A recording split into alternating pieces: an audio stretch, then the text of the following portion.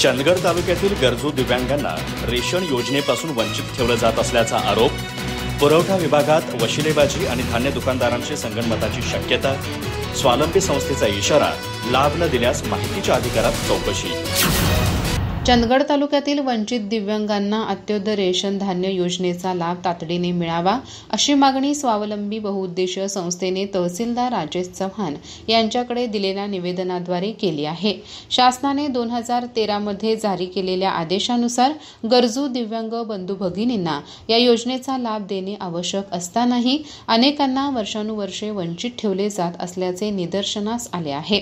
संस्थेचे अध्यक्ष आशिष कुतिनो व इतर सदस्यांनी निवेदनात नमूद केले आहे की पुरवठा विभागातील काही कर्मचारी मर्जीतील धान्य दुकानदारांना लाभ देण्यासाठी संगनमत करीत आहेत।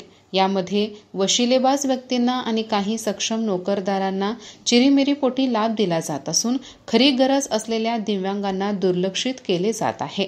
अनेक वेळा मागणी करूनही योजनेचा लाभ मिळाला नाही। यामुळे संस्थेने आता तीव्र भूमिका घेतली आहे। त्यांनी शासनाच्या GR नुसार दिव्यांगांना तातडीने रेशन धान्याचा लाभ न दिल्यास माहितीच्या अधिकारात गावनिहाय चौकशी करून संबंधितांवर कारवाई करण्याचा इशारा दिला आहे।